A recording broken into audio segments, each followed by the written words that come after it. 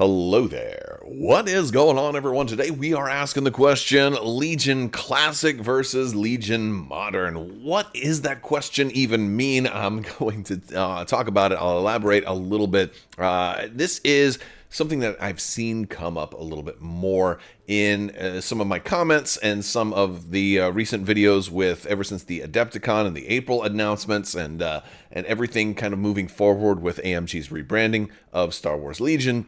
And the whole new kind of focus for the game, the new rules and the 2.6, the new edition, all of that. I've seen more and more people talk about, me and my community are going to be using the classic FFG, Star Wars Legion. We're not using this new version going forward. I wouldn't speculate to say that it's the majority or anything like that, but it is certainly a non-zero number, and it seems to be growing. I've certainly seen more and more people talking about it. So I wanted to at least kind of do a video talking about what it might look like if there was an actual, I guess, like a Star Wars Legion classic sort of formalized community, what it would take to actually make that into a thing if there were people that were looking to do it. And the reason I do this is because this has come up before in other games where there are multiple communities and multiple competing ideologies for what the game should be. And I think it would be especially hard to do that with a game that is still currently in development. So that's what I want to talk about in today's video. Some different things that I've noticed, some things that I've jotted down on things that it might need to have. And if you were looking to kind of get something like this going in your community, what you might need to think about. And all of these interesting topics for this larger topic of what would I would call Star Wars Legion Classic or FFG edition or First Edition or something like that. Again, this is one of those reasons why I like them having editions instead of just saying this is Legion now, because it gives us a point of comparison. At least we have logos, so we can always say Star Wars Legion versus Star Wars Legion. Anyway, I think it'd be an interesting topic. Plus, we're doing a new round of the giveaway right now for a $25 Amazon gift card. All you have to do is be a subscriber and leave a comment on this or one of my videos. It's as simple as that. That'll get you entered to win that latest round of the giveaway. It's just starting, so you got plenty of time to enter to win. Let's start talking about rules. Where do you draw the line? I think this is the biggest thing, and I don't think it's something that just a single person can come up. I think you'd have to have a ruling council or a group or a conglomerate. You'd have to kind of get organized a little bit. Everybody who's involved, whether this be a small community or you set up something kind of like global with Discords and Facebooks and social media groups and subreddits and all of that for like a Star Wars Legion Classic.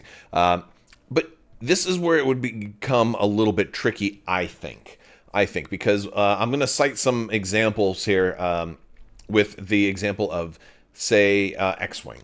They have the X-Wing Alliance, and then they have X-Wing Legacy, and there's some kind of disagreement on what rule sets should be used, because you had multiple changes from the FFG version to the AMG version, and so there can be some disagreement on where exactly you draw the line on what like a Star Wars Legion Classic rule set might be versus a Star Wars Legion current or modern rule set might be. Since they don't want to call it a second edition, we can always come up with different names for whatever Legion is right now.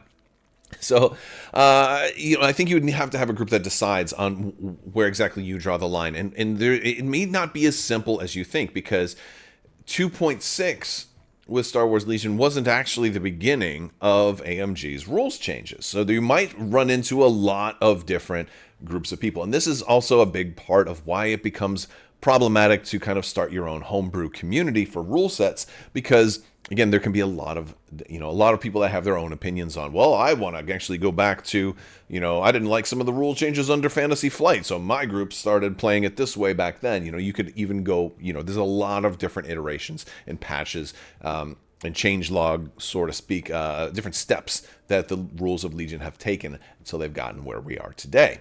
So there could be a lot of different things. For example, maybe you have some people that want to stop right before 2.6. And even with 2.6, there was still the 2.6.1 and other step and incremental increases that we've seen after. And granted, 2.6 I think was the biggest overall jump with the whole change to turn 0 and the battle cards and all of that, and the 5 rounds and the way scoring is done. That was definitely, I'd say, the biggest single day change that Legion has had, but there were a lot of incremental changes that happened before that. You'd have to ask your community, do you want to bring back the original climb and clamber rules? Go back before everybody kind of has a range 1 jump as their climb, a jump 1 as their climb, so it kind of makes everybody fly to a limited amount. Is that something that you want to go back to? Because that was well before 2.6. You could go back to, what about Panic? Do you want Panic to work under the way it did under Fantasy Flight? Do you prefer the way it works right now? These are different things that you'd have to think about. Do you still want people to be able to run off the board? I know that the community's kind of divided on this. I think a lot of people prefer the new Panic rules. I personally liked the old ways because it made somebody who was unkillable potentially still killable, or at least moving them farther away from the action. Do you rewrite certain cards that have been errated? What about Rex's 2-pip? You're going to run that the way it was originally printed, given, allowing basically like free aims to be able to trigger that. What about clone token sharing? We could go back to some early FFG days. Again, where are you going to draw the line? Clone token sharing is a very interesting one. What about standby tokens? Are they going to be green tokens again? You're going to change the actual color of tokens. Can Yoda still share, standbys? And, a lot of that kind of stuff. What about Exemplar? What about a lot of those incremental rule changes that have been discussed? I don't think it's a very clear-cut, division on what are we going to use if we're going to do this, what are we not going to use if we're going to do this. So again, it's complicated. There's a lot of discussion and agreement that would have to be had. And that's something that makes some kind of initiative like this more and more difficult over time, because there's a lot more people divided on any one of those. Like I just mentioned, like 5 or 6 different bullet points or rules changes, and I'm sure that other people who are listening that that are fans of like the old Fantasy Flight version, I bet you there's hundreds of different opinions on where to draw the line and which one of those to include and which ones not to include. And there's even more. Those are just some off the top of my head that I've thought about. Do you include battle forces? Those came out under AMG, although I believe they were definitely started under Fantasy Flight. But do you include those, or do you ignore battle forces, or do you do some of them? Like, do you include Shadow Collective but not other battle forces? Right? It's a very finicky kind of system to figure out what kind of rule set you're going to use and what kind of rule set you're not going to use. Now, granted, this is just you and a friend. It's probably a lot more easy to do something like this very casually, but it becomes more difficult if you want to get organized.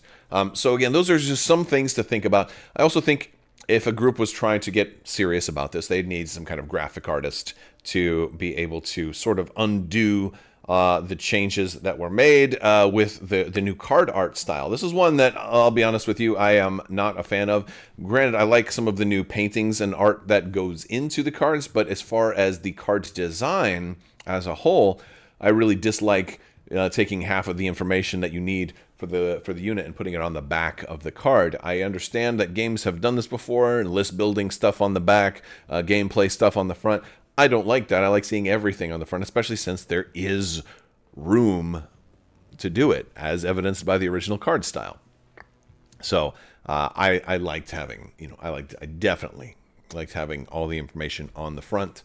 I think it was clearly the way to go. As a matter of fact, I'd rather put the art on the back. Again, there's a lot of room where the art is on the new card style that takes up a lot of space, a lot more space than the old style. So I would love to see, stuff kind of all redone into the old art style. Granted, everything that exists already has an old art style, except for the most newest of things like the Aqua Troopers and the Crab Droids and things like that.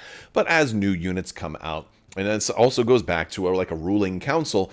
Do you want to continue to use new things for Legion as they come out? Is there going to be if they, when they come out with, let's say they were to come out with Saw Gerrera's Partisans or Gungans or something like that, is that stuff that a Legion classic group would want to draw the line and say no new things ever? Or do you continue to adopt new content, apply the old art style to it? And then if you're going to do that, do you take it one step further and also potentially look at balance changes? Because again, if you're playing by different rules, Different keywords will work differently than they would have worked otherwise. There may be new keywords that are coming out that might prove problematic if you're playing with the old rule set versus the new rule set. Infiltrate, for example, being a really big one that works very differently versus one and the other. Maybe Aqua Droids with Infiltrate might be a little bit too broken in old, FFG style, and so maybe you have to think about whole new ways to kind of run those and how to incorporate them, rebalance them, repoint cost them.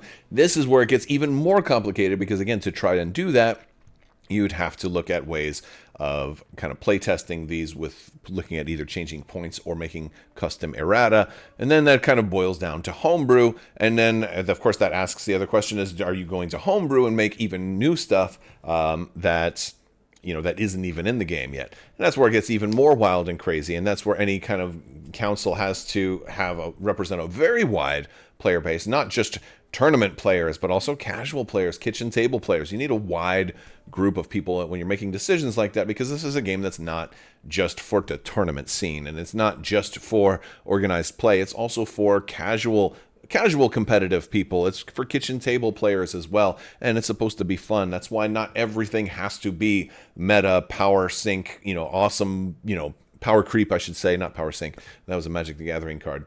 Or a toilet bowl, if you think about how strong a flush could be.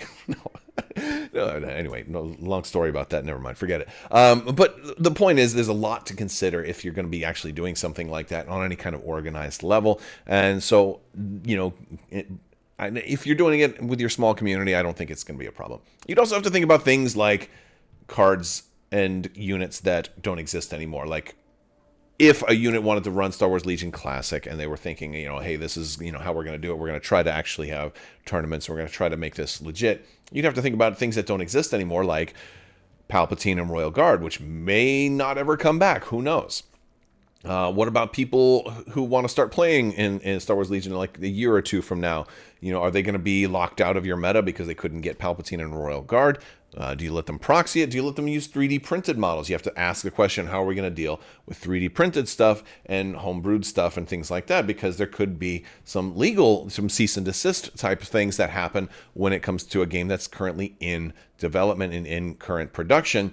There may be some issues with that, although I'm not sure that's really a big bullet point to worry about, since I don't know if AMG has ever, hit any company with a cease and desist. There are so many Etsy shops making everything from, spaceships for X-Wing and Armada to, Legion tokens and Order tokens. And there's so many people making all kinds of stuff like that. It becomes, there's so many, it's overwhelming. So I don't know if they would actually come after somebody if they were making a Legion Classic. But then again, you still have to think about that as a possibility, because just because it hasn't happened before doesn't mean it couldn't happen now. So those are some of my thoughts on the possibility of doing a Fantasy Flight Star Wars Legion Classic version. I think it could be fun to play in that. I used to really like the old objectives, the old system of play. It took a little bit longer with the 6 turns, but it was also familiar. And so, it might feel good to play that style again. I'm curious if any of you out there are still doing this. Have you gotten organized? Let me know down in the comment what your experience has been with the old Star Wars Legion versus the new. Is it something that your play group has thought about? And I'm really especially curious on how your approaches have been towards new units that don't exist in the old style. For example, Crab droids, Aqua droids, things like that. Other things that are going to be announced, like custom commanders and stuff like that. If you have a play group that's playing the old FFG style, what is their view on that? And are you ignoring everything that AMG does from this point forward? Where did you draw the line? You can also keep this conversation going in my Discord. I would love to talk with some of you guys more to see what is happening with, with groups that are doing this. Are they keeping it small or are they growing? Because I think it's a fascinating topic, and it's full of lots of rule changes on where you draw that line and how you bring new people in. Or are you not concerned with bringing new people in and really just concerned with playing with your toys however the heck you want? Because at the end of the day, we're all just trying to have fun and play with our toys. And I love different and fun ways to play with your toys.